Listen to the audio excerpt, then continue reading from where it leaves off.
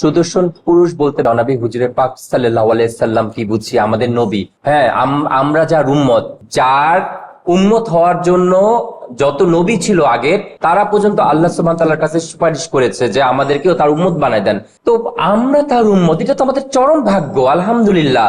তো সে আমাদের জন্য কি না করে গেছে, সে আল্লাহর কাছ থেকে আমাদের জন্য কি না এনে দিয়ে গেছে বলেন, সে জাবানার উম্মতের জন্য। তো সে জাবানার উম্মত হয়ে আমরা নিজেরা অনেক দামি, এবং যারা এই কালেমা স্বীকার করছে লা ইলাহা ইল্লাল্লাহু মুহাম্মাদুর রাসূলুল্লাহ, এই কালেমা যারা স্বীকার করছে তারা একদিন হলো জান্নাতে যাবে।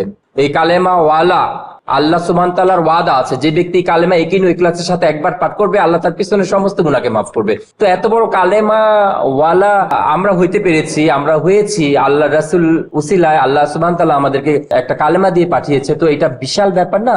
যদি 7 আসমান জমিনকে এক পাল্লা রাখা হয় আর এই কালেমাকে যদি আরেক পাল্লা রাখা হয়, তো এই কালেমার পাল্লাই ঝুঁকে যাবে। কালেমা এত দামি। হয়তোবা এটা একটা অ্যারাবিক ট্রান্সলেশন, লা ইলাহা ইল্লাল্লাহু মুহাম্মাদুর রাসূলুল্লাহ, মনে হচ্ছে একটা অ্যারাবিক ট্রান্সলেশন, কিন্তু এটার মর্তবা, এটার তাজাল্লি, এটার ওজন 7 আসমান জমিনের চাইতেও বেশি।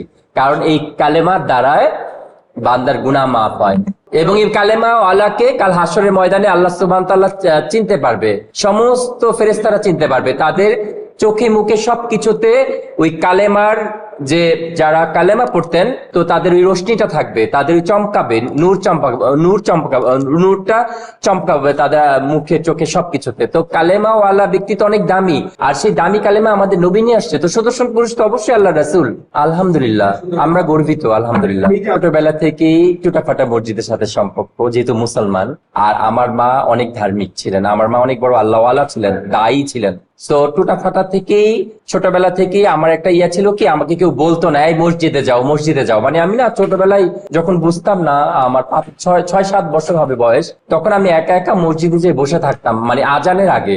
ওই একবার হুজুরের কাছে শুনেছিলাম যে যদি যত মানে তাড়াতাড়ি মসজিদে যাবে, সে তত নেকি পেতে থাকবে, মানে যতক্ষণ সে বসা থাকবে।